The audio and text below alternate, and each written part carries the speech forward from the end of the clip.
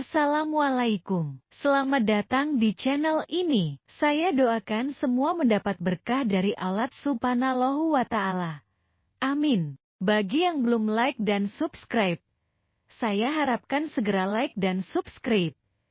Biar saya tambah semangat nih. Mari kita lanjutkan acaranya. Ganggu tambah nemen. Seribet.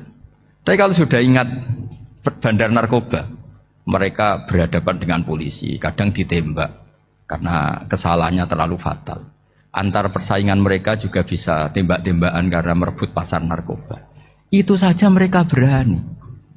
Kok kita yang jadi kiai kadang dicium tangannya, dihormati gak berani, hanya takut musibah-musibah kecil atau problem-problem kecil. Nah iya, kalau kita bandingannya gitu.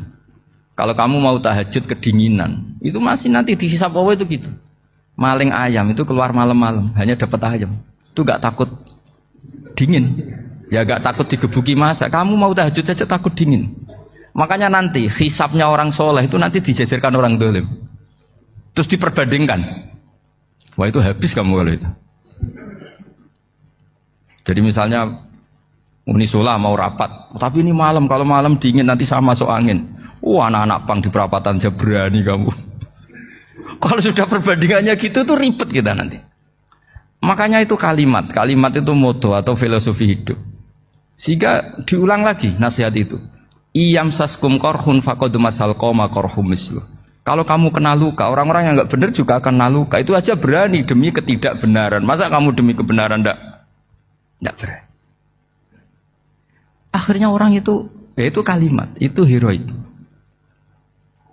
Makanya kita ini penting ya, makanya tadi himne Unisula dimulai kalimah-kalimah thayyibah. Karena kalimah ini yang menjaga kita kalimah ini. Misalnya tentang Tuhan. Kenapa orang Islam imannya kokoh seperti ini, termasuk yang sudah hidup di Amerika, di Australia, di mana-mana. Itu ya barokahnya ajaran atau barokahnya kalimah. Saya sebut kalimah saya pakai bahasa santri.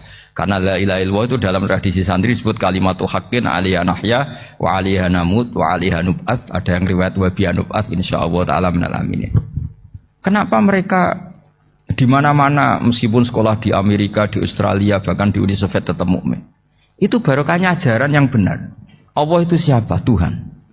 Tuhan itu sifat dasarnya apa? Awal. Dia harus wujud awal sebelum makhluk yang lain. Sehingga ketika ada negara yang maju, yang tertib, manajemennya tertib, masyarakatnya makmur, tapi punya Tuhan yang tidak seperti itu, tidak awal, itu sudah gak nyaman. Karena ndaklah keren Tuhan saya, karena Tuhan saya itu al-awwal, zat yang pertama. Tuhan saya keren lah, zat yang gak mati.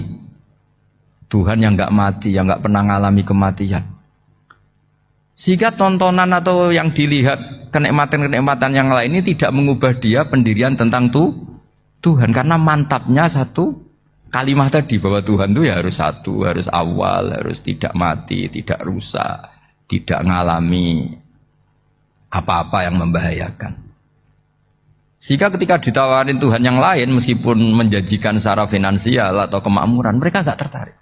Itu coba, itu barokahnya makmur apa barokahnya ajaran? Barokahnya ajaran. Sering negara Islam itu kalah makmur dengan mereka, tapi barokahnya ajaran ini tetap apa? Tetap Islam. Makanya Nabi Ibrahim, Nabi yang sukses bikin wa ja'alaha kalimatam baqiyatan fi aqibi. Sehingga kita ini bekti sama orang tua misalnya, itu ya karena ajaran. Suwargamu itu karek wong tuamu. Nak wong tuamu ridho, Allah ridho. Nak ora ridho, Allah ora ridho. Ridho wa fi ridhol walidain wa sakhatu wa sukhtu wa fi sakhatil. Sehingga ketika ada orang tua yang agak brengsek gitu, anak-anak tetap hormat. Punya orang tua yang miskin, yang sudah miskin, tukang tombok nomor, banyak kan di kampung gitu. Ya tetap hormat. Coba kalau dari awal kita ngajari orang tua kamu hormati ya, kalau baik, kalau tidak usah. Bisa geger Indonesia.